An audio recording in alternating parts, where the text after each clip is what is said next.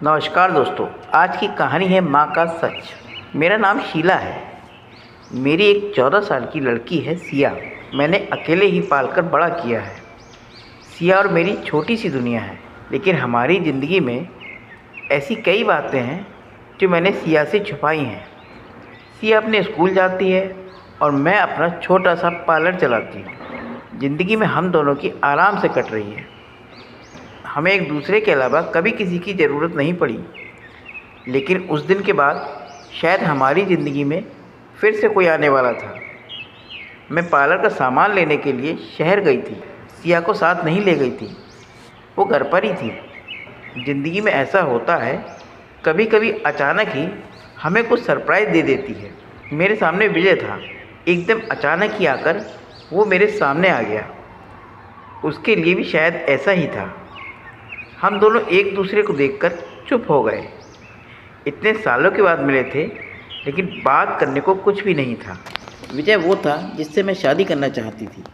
हम दोनों एक दूसरे से प्यार करते थे, लेकिन हमारी किस्मत की वजह से हम दोनों साथ नहीं रह पाए। विजय इसी शहर में आया हुआ था। विजय ने कहा कि उसने मुझे बहुत ढूंढा, लेकिन मैं अपना नंबर बार बार बदल देती थी। इस कारण उसकी मुझसे बात या मिलना नहीं हो पाया था। विजय आज भी मुझसे प्यार करता था। उसकी आंखों में मुझे दिखाई दे रहा था। वो बोला कि वो आज भी मुझसे शादी करना चाहता है, मेरी बच्ची को भी अपना लेना चाहता है। लेकिन मैंने उसे कुछ जवाब नहीं दिया। मैं जाने लगी तो मुझसे बहुत बोला कि मैं अपना नंबर उसे दे दूँ, और मैं इस बात के लिए उसे मना नहीं कर पाई। मेरे जीवन में इस तरह वापस आएगा, इस बात का मुझे पता नहीं था। बस फिर हम दोनों का मिलना शुरू हो गया। इस तरह से मिलते और बातें करते करते वो मेरे घर भी आने लगा था। मैंने सोचा था कि उसे घर नहीं लाऊं, क्योंकि घर में सिया है। मैं नहीं चाहती थी कि सिया उसे देखे। उसने कई बार मुझसे कहा कि वो हमारी ज़िंदगी का हिस्सा बनना चाहता है, लेकिन सिया के लिए हर बार मैं उसे मना करती रही। फिर एक दिन वो हुआ जिसका मुझे डर था। विजय और मैं हमारे घर में ही थे। मैं भूल गई थी कि सिया उस दिन हाफ टाइम में ही घर आने वाली है। विजय और मैं अपनी पुरानी बातों पे खोए हुए थे। मैं उसके कंधे पर सर रखी हुई थी। उसने मेरा हाथ पकड़ा हुआ था। हमें इस तरह से कमरे में सिया ने देख लिया। वो मम्मी कहती अंदर आई थी और एकदम से देखकर चुप हो गई। उसका चेहरा ही बदल गया। विजय वहाँ से चला गया। मुझे पता था कि अब सिया क्या सोच रही है। हमेशा खुश और मस्ती करने वाली मेरी बेटी आज चुप थी। मेरी हिम्मत भी नहीं हो रही थी कि मैं उसे जाकर समझाऊं, उसे वो सब बताऊं जो आज तक मैंने उसे नहीं बताया था। मैंने शाम तक का इंतज़ार किया। सिया बहुत ही अच्छी बच्ची है। उसने खुद आकर मुझसे बात की। उसने पूछा, यह कौन थे? अगर आप मुझसे कुछ बात करना चाहती हैं तो कर सकती हैं। सिया ने फिर मुझसे पूछा, आपने जो आज तक कहा वो मैंने माना है। मुझे लगा कि आप हमेशा मुझे सच बताती हैं और मुझसे कुछ नहीं छुपाती हैं। मैं चाहती हूँ कि आप मुझे इस बारे में भी बताएं। आप अपना फैसला ले सकती हैं। आप दूसरी शादी करना चाहती हैं तो कर सकती हैं।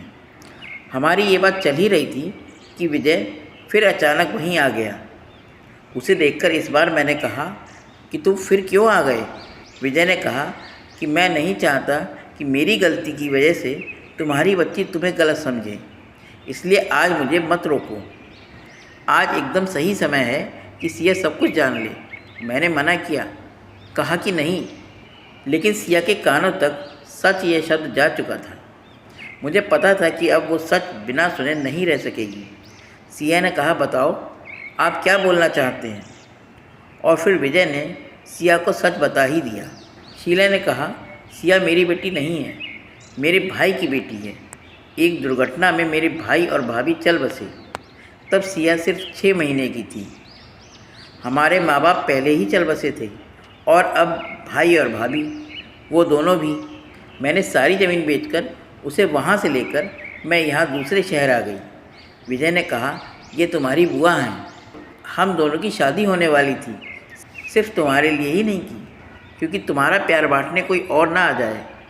इसने मुझसे शादी नहीं की। मैंने बहुत समझाया, लेकिन इसे तुम्हारे अलावा और कुछ दिखाई नहीं दे रहा था। बहुत सालों के बाद मिले तो हम दोनों एक दूसरे से बात करे बिना नहीं रह पाए। मैं इसे आज भी कह रहा हूँ, लेकिन अभी भी ये मना करती है। सिया सुनकर मेरी तरफ देखती है और पूछती है, ये क्या बोल रहे हैं? कहो कि ये सब झूठ बोल रहे हैं। मेरी आंखों से आंसू निकलने लगे। मैंने कहा, बेटी, भले ही तू मेरी जान है, लेकिन तूने मेरी कोख से जन्म नहीं लिया है।